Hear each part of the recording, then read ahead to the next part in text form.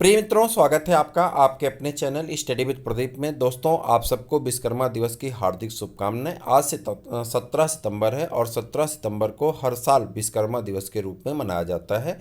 आपके पास विश्वकर्मा दिवस की जो पूजा करने के लिए छात्र जीवन से संबंधित लोग जो हैं उनसे पूजा करने के लिए आपके पास आपके कैरियर को ब्राइट फ्यूचर में बदलने वाला जो हथियार है आपका, उसकी आप ज़रूर पूजा करें। जो आपकी कलम है उसमें लगा हुआ वह रिफिल और आगे चलने वाली वह निब आपके फ्यूचर को कब ब्राइट फ्यूचर में बदल देगी, इस बात का अंदाज़ा आपको भी नहीं और किसी को भी नहीं।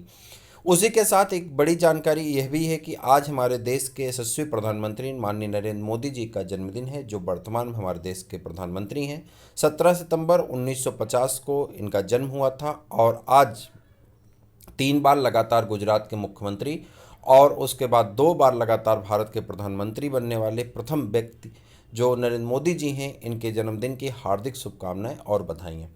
दोस्तों, जहां पूरा देश नरेंद्र मोदी जी के जन्मदिन को सेलिब्रेट कर रहा है, वहीं पे एक पक्ष जो है बहुत तरह से नाराज है, खफा है, गुस्सा है और दिल में स्नेह प्रेम की भावना रखने के बावजूद भी विवश होकर के कुछ न कुछ कहने को विवश है। और वहीं पे युवा वर्ग जो है वो बेरोजगारी दिवस के रूप में इस दिवस को मना रहा है।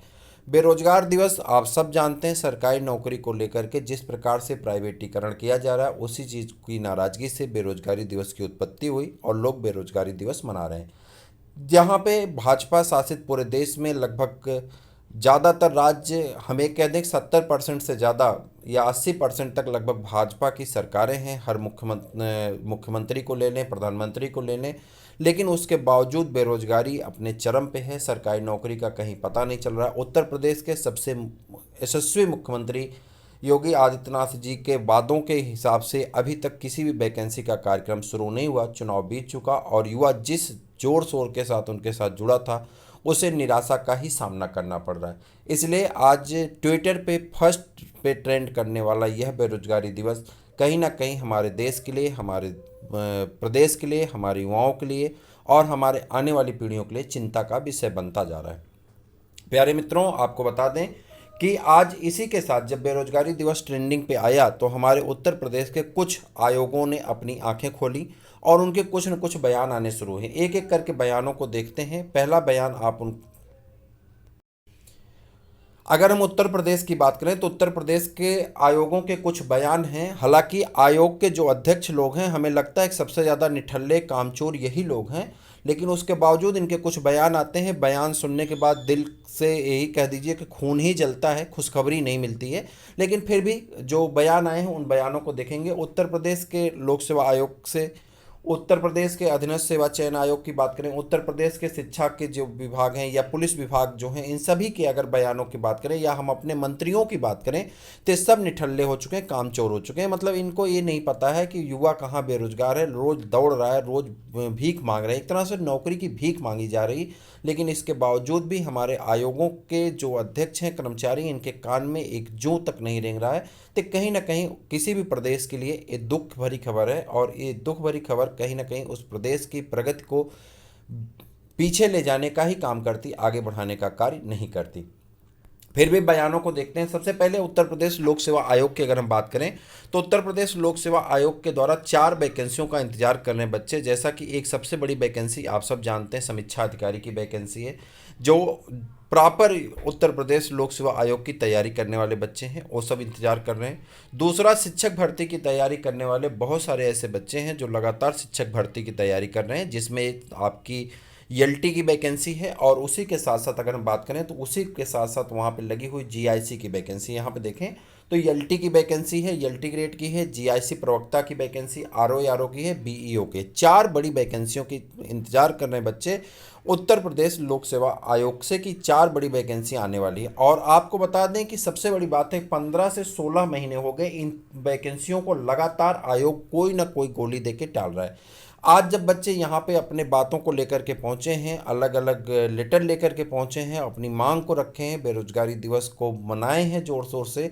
तब ये कहा गया कि हम एलटी और टीजीटी की जो वैकेंसी है, इन वैकेंसी को हम अक्टूबर महीने में जारी कर देंगे। हालांकि ये पहली बार नहीं है। ऐसा जब जब यहाँ पे युवाओं के द्वारा वहाँ पे घेराबंदी की गई है, उनसे कहा गया है वैकेंसी के, तो उन्होंने कोई ना कोई बहाना लगा करके टाल दिया था। लेकिन आज उन्होंने बहाने नहीं लगाए, बल्कि सीधे सीधे स्पष्ट शब्दों में कहे हैं कि हमें जो वैकेंसी मिलनी थी, जो कॉलेजों से डाटा आना था, डाटा आ चुका है, सरकार से अनुमति मिल चुकी है और हम अक्टूबर में वैकेंसी रिलीज करने वाले हैं। तो ये एक बड़ी जानकारी उत्तर प्रदेश लोक सेवा आयोग से मिल रही। वहीं पे अगर बात करें जीआईसी प्रवक्ता और ईएलटी ग्रेड, ये दो बड़ी वैकेंसियां आप इंतजार कर रहे हैं। साथ में एक वैकेंसी और आती है आश्रम पद्धति से, जो आश्रम पद्धति के विद्यालय, वहां पे साइंस ग्रुप की वैकेंसी अभी खाली, सोशल की कुछ वैकेंसी खाली हैं। हालांकि ज़्यादा पद तो नहीं आएंगे, लेकिन 500-600-700 पद आने की संभावना आश्रम पद्धति से भी है। आप सब लगे रहें, सेम पैटर्न है जैसे कि ईएलटी और जीआईसी का होता। पिछला पेपर कुछ मित्र दिए होंगे तो सब जानते होंगे। पहले आपको बता दें कि अगर आप चैनल पर नए हैं तो आप सभी लोग चैनल को सब्सक्राइब कर लें, और व्हाट्सएप ग्रुप से भी जुड़ना चाहते हैं तो जुड़ जाएं, तो आपको कुछ न कुछ जानकारियां मिलती रहेंगी। वहीं पे अगर हम प्राथमिक शिक्षक भर्ती की बात करें तो प्राथमिक शिक्षक भर्ती की लगातार बच्चे तैयारी कर रहे हैं, मांग कर रहे हैं। एक तरफ से जहां पे राजस्थान हाई कोर्ट, मतलब नशे में रहने वाले ये हाई कोर्ट वाले हम समझ नहीं पाते हैं कि आज के 2 साल पहले जो वैकेंसी कराई जा रही है वही वैकेंसी 2 साल बाद वही योग्यता कैसे अयोग्यता में बदल जाती। हम ये नहीं समझ पाते हैं कि जज की कुर्सी पे बैठने वाला वह व्यक्ति कुछ पढ़ लिख के जाता है कि ऐसे बैठा दिए जाते हैं। मैं आज तक इस बात को समझ नहीं पाता हूँ कि अगर 2 साल पहले उसी योग्यता पे वैकेंसी होती तो वही योग्यता 2 साल बाद कैसे ख़त्म हो जाती। इस बात का अभी तक हमें कोई उत्तर नहीं दिया है। मैं बार बार पूछ रहा हूँ, वही चीज़ लेकर के उत्तर प्रदेश को भी एक मौका मिल गया, और बहाना तो चाहिए ही हमारे आयोगों को। तो एक बहाना मिल गया कि बीएड वालों को बाहर करें कि ना करें, इस बात को लेकर के कोर्ट में मामला है, और इसी को लेकर के प्राइमरी की भर्ती टल दी जा रही, जबकि 70,000 से ज़्यादा वैकेंसियाँ रिक्त हैं जो अभी होना है। और ये कहा जा रहा था कि 17,000 वैकेंसी आएगी, वह भी नहीं आई। 6800 व्यक्ति फंसे हुए हैं जो 68,000 वैकेंसी में, उनका भी कुछ हला भला नहीं हुआ। वहीं पे एक दूसरी जो जूनियर की वैकेंसी थी उसका हला भला आप देख ही रहे नहीं हो रहा है, दूसरी वैकेंसी आपकी फंसी है। हालांकि जब बयान पूछा जाता है तो जो हमारे मंत्री जी हैं वो भी कह देते हैं कि हम जल्दी ही वैकेंसी करेंगे, जल्दी विचार करेंगे, उस पर विचार किया जा रहा है, कोर्ट के अधीन है, और मतलब सब टाल मटोल वाली बात है सीधे सीधे अगर बोलें तो प्राथमिक शिक्षक भर्ती के बारे में बहुत गुड न्यूज़ तो नहीं मिल रही, लेकिन तब भी मान चलिए कि वैकेंसी हो सकता आ जाए। वहीं पे अब बात करते हैं यूपीएससी एसएसबी की। तो इसने आज परीक्षा डेट पे थोड़े से बयान इनके मिले हैं, हमने अलग वीडियो में बताया, आप ज़रूर देख लीजिएगा।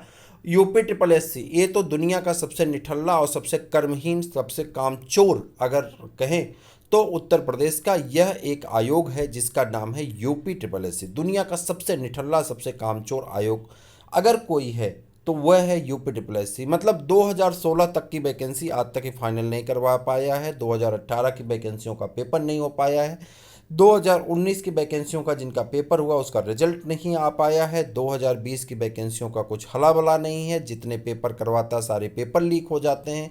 इसका मतलब दुनिया में इसे तो नष्ट कर देना चाहिए, यूपी ट्रिपल एससी की कोई आवश्यकता ही नहीं है। लेकिन यहाँ पे पेट का खाली फार्म भरा जाता है, पेट के पेपर होते हैं, वह भी पेपर लीक के ही राडार पे होते हैं। मतलब 90% हल्ला यही रहता है कि पेपर लीक हो गया। तो ये यूपी ट्रिपल एससी की घटना है, यूपी ट्रिपल एससी सबसे बर्बाद में मान लें।